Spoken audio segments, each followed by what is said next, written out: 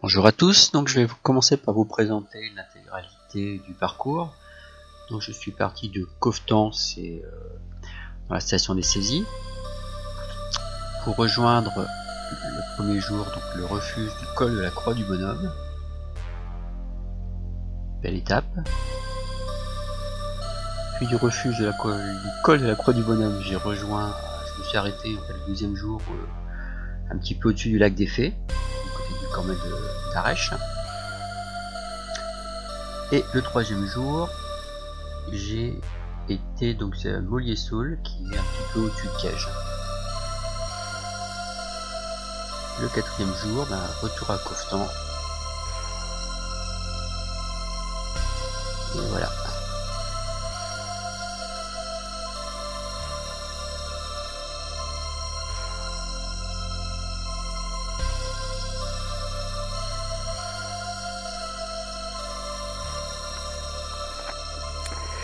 Bon, et bien bonjour à tous. Voilà, premier jour du Tour du Beaufortain. Après 2 semaines où c'était un peu incertain au niveau de la météo, la troisième semaine où je pouvais partir, finalement ça s'annonce pas trop mal.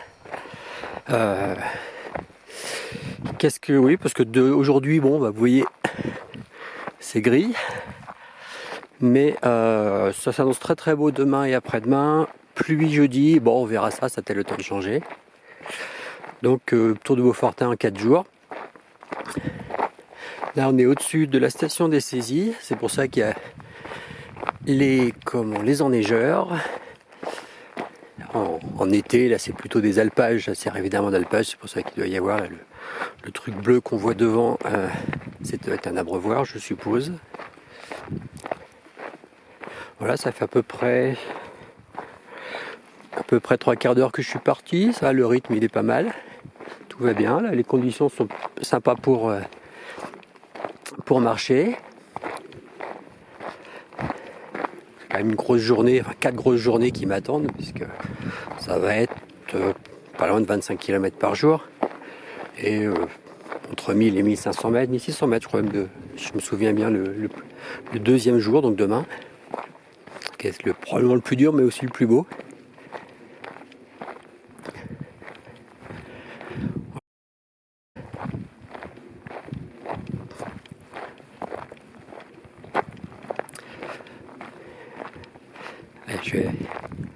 Je vais donc vous montrer ma tête quand même, parce que pour l'instant vous ne l'avez pas encore vu dans mes vidéos.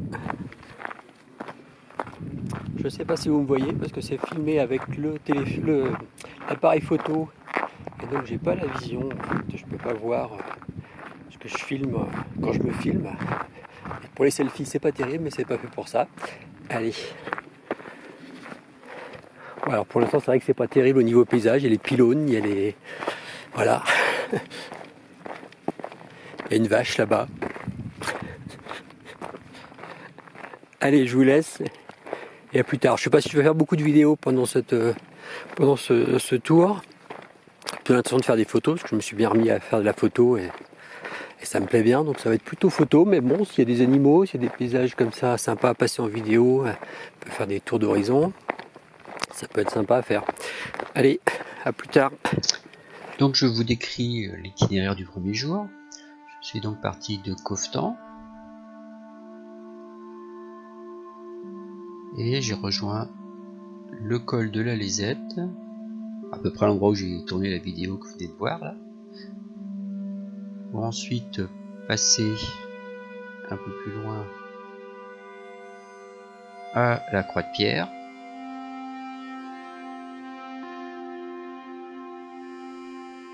et enfin rejoindre le col du Joly, d'où je n'avais pas cette magnifique vue sur le Mont Blanc, étant donné les conditions météo qui étaient bien bouchées.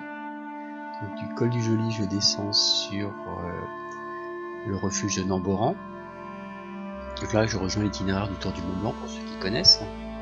L'itinéraire du Beaufortain, il passe un peu plus haut normalement. Et de Namboran, le col du Bonhomme, dans le brouillard toujours. Et là, on passe pas derrière la crête, là on passe de l'autre côté. Et on atteint enfin le refuge du col de la Croix du Bonhomme.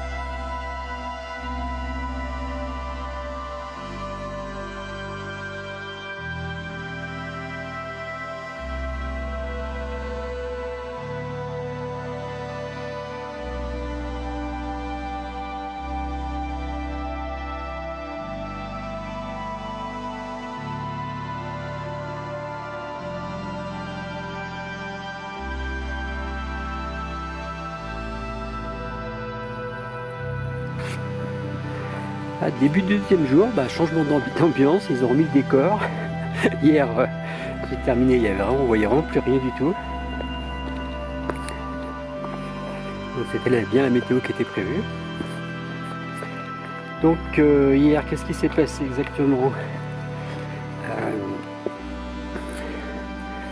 J'ai rejoint le col du Joli, descendu sur, je ne sais plus le nom du refuge, et je devais m'arrêter normalement au refuge de, c'est ce que j'avais prévu, de Balme, de la Balme, je ne sais plus si c'est Balme ou c'est la Balme celui-là. Et puis bon, il était quoi, 3h30 à peu près peut-être. Je continue, je vais planter la tente plus haut, il y avait des replats. Bon, il y avait du brouillard plus haut, mais bon. J'ai continué.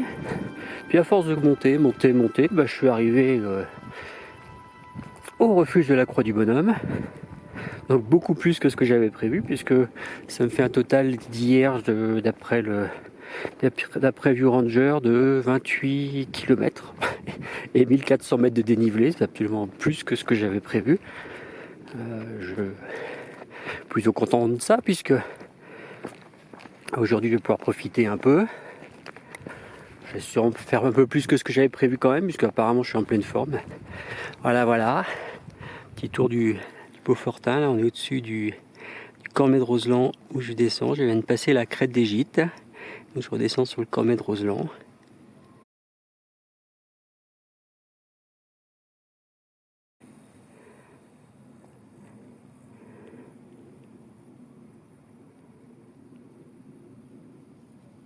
Alors, je démarre donc de la Croix du Bonhomme pour cette deuxième étape. Je passe par la crête des Gîtes. Alors, c'est une variante du tour du Beaufortin, puisque normalement on passe au-dessus des Chapieux. Là, j'avais repéré un petit chemin pour descendre sur le Cormet de Roseland. Et ensuite, je vais prendre la Combe de la Neuve, qui n'est pas celle-là, c'est de l'autre côté. Donc, pour arriver au col du Grand Fond. De là, je redescends sur le lac de Pressay, le refuge de Pressay, pour rejoindre le passeur de la Minte, au pied de la Pyramenta, qui me permet de redescendre sur le lac d'Amour où je devais initialement m'arrêter, mais là je vais continuer plus loin jusqu'au col du Coin. Et donc du col du Coin, je vais passer par la Croix du Berger pour rejoindre le Cormet d'Arèche.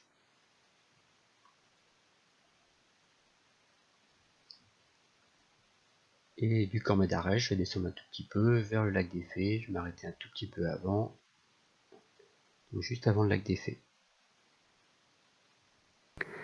Alors là, je vais vous montrer ce qui pour moi est le plus haut sommet des Alpes qu'on peut faire en mode randonnée, sans équipement d'alpinisme. Voilà, c'est là-bas. C'est la Grande Sassière. Je crois que ça fait 1500 mètres de dénivelé. Ça se fait à la journée. On part de 2200 mètres, donc ce qui nous monte très haut en voiture. Et ça se fait par l'arête de droite, là. Et on frôle juste le glacier qu'on voit devant. Mais normalement, si on n'y va pas trop tôt en saison, on n'est pas gêné.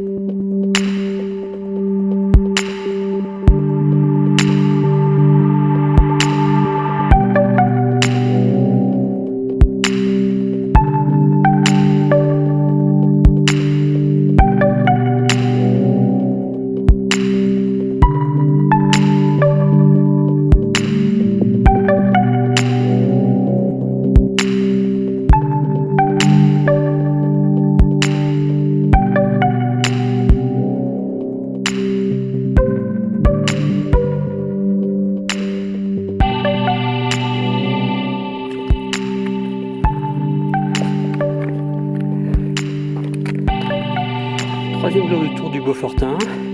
Tout se passe très bien. Quelques petits incidents, mais pas bien graves finalement. Donc je suis parti de la Croix du Bonhomme hier à 8h30. 8h10 je crois. Enfin bon, ça c'est dans la première vidéo, je sais pas pourquoi je le répète. Donc Combe de la Neuve, assez long et pas très roulant je dirais, ça prend un peu son temps. Donc j'ai pas été aussi loin que ce que je pensais tout à fait, j'ai quand même pas fait 28 km comme le premier jour. J'ai qu'est-ce que j'ai fait? Oui, alors j'ai bivouaqué en fait après le Cormet d'Arèche, à peu près à 1900 mètres. Attention, passage délicat.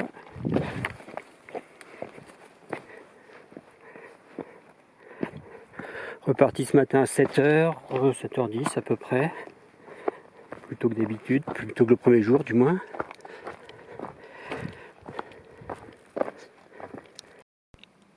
Alors je reprends ma vidéo parce que j'ai été un petit peu interrompu par un randonneur de passage et puis par les éboulis là qu'il a fallu passer qui demandaient un peu d'attention.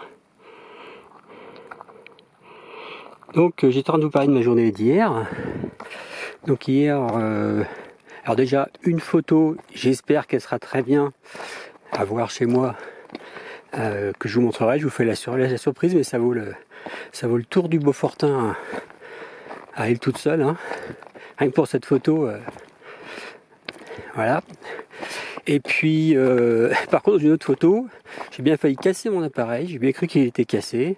J'ai en train de photographier un bouquetin d'assez près et ma main qui se prend dans la dragonne, voilà, l'appareil photo qui tombe et qui frappe un rocher, l'objectif frappe un rocher et tout de travers, tout déboîté.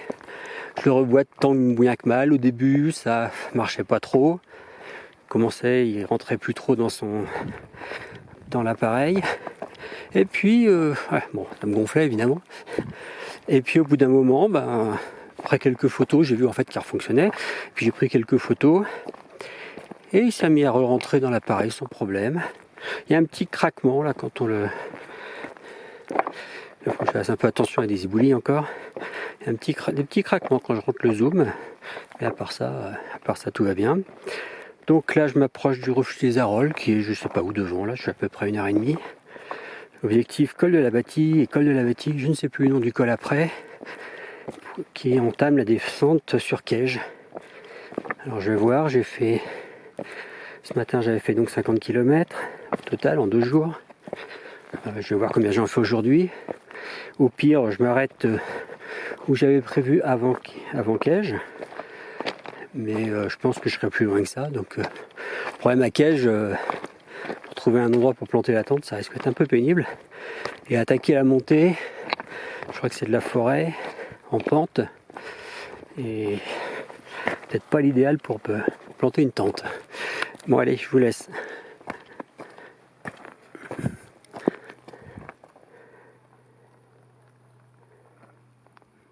Le Mont Blanc là-bas. Donc description de la troisième étape, j'ai donc un petit peu au-dessus du lac des Fées. Et là donc j'ai commencé à descendre, j'ai improvisé une petite variante hors piste pour redescendre sur le lac de Saint-Guérin et rejoindre le refuge de l'Alpage juste au-dessus.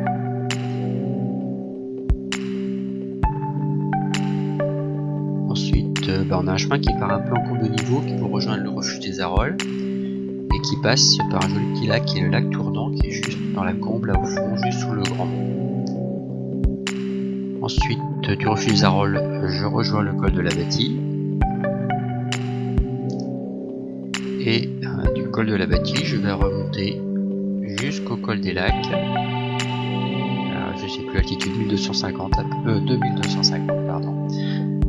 Voilà, avant de traverser donc cette grande combe là, jusque la Frasse.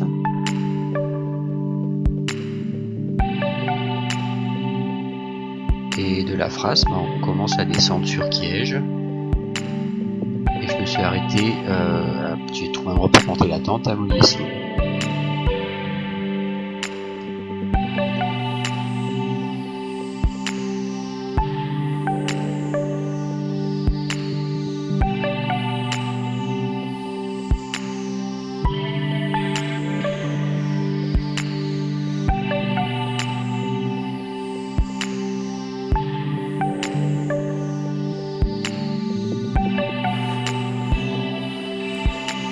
4e jour du Tour du Beaufortin, 4e et dernier j'espère, parce que je suis à moins de 8 km normalement de l'arrivée.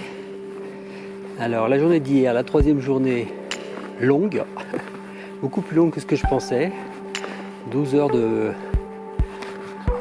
marche entre le départ et l'arrivée, hein, avec quoi 3/4 d'heure de pause à tout casser. Je suis pas passé par les crêtes comme je pensais. Au départ, j'ai suivi l'itinéraire normal du GR. Et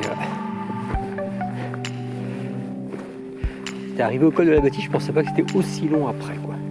Donc en réalité, je suis arrivé sur Caige, au-dessus de Caige, à peu près à l'endroit où j'avais prévu de faire mon parcours initial. Donc j'ai perdu au total les 6 km que j'avais gagné la première journée, donc j'ai bien fait de les gagner.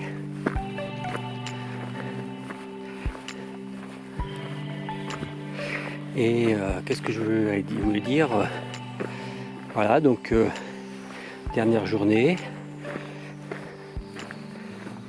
à peu près une vingtaine de kilomètres, là, il me reste moins de 8, à 7,7 disait le GPS. Tout ça, ça passe bien. Donc, comme prévu, la pluie menace.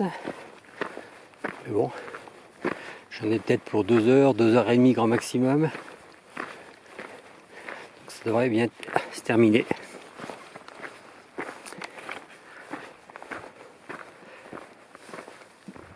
Donc de Moliassoul, je suis parti assez tôt le matin, à la frontale même, parce que comme la météo annonçait de la pluie, j'espérais éviter la pluie. Donc on va descendre sur Kiège déjà. Et là de Kiège, j'ai été guidé par des mauvaises marques, peut-être un ancien tracé, qui m'ont conduit à droite du village, non pas à gauche, pour remonter sur une piste qui est plus adaptée à la descente en VTT qu'à la montée en rando, c'est assez raide, pour atteindre donc le lac des Saisies. Du lac des Saisies, j'ai rejoint le Mont Lachat, une petite partie un peu monotone, un peu plat, en forêt. C'est joli mais un peu monotone. Et donc du Mont Lachat, je suis reparti pour rejoindre Coftan où ma voiture m'attendait.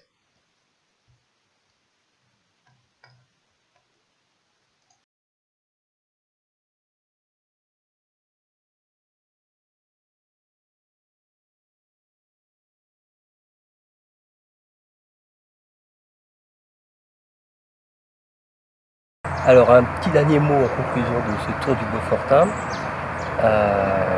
Déjà sur l'itinéraire, 90 km, à peu près 5000 mètres de dénivelé en 4 jours, c'est une belle distance. Et très sympa. Alors la partie nord, je dirais autour des Saisies, un petit peu plus monotone. Bon, en plus c'est pas là que j'ai eu le plus beau temps, puis en plus on est dans les stations de ski, donc c'est moins joli on va dire. Et puis par contre la partie sud du côté du col du Grand Fond, magnifique, très très beau temps en plus, vraiment très très chouette. Et donc au niveau du matériel, donc le pari c'était de faire partir avec un sac, petit sac, seulement 35 litres, essayer d'avoir moins de 12 kg, je devais être, même en comptant l'appareil photo qui fait bien 450 grammes je crois, je devais être à un poids de 11,5 kg à peu près, tout compris.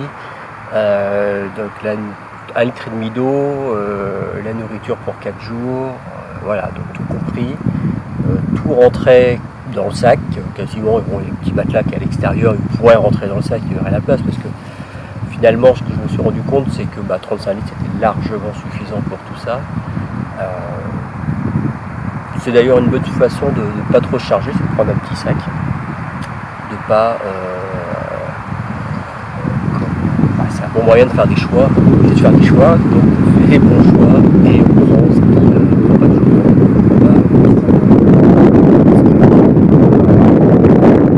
Et voilà. Donc voilà, ça s'est terminé. Je vous souhaite une bonne journée et puis on se reverra pour de nouvelles aventures.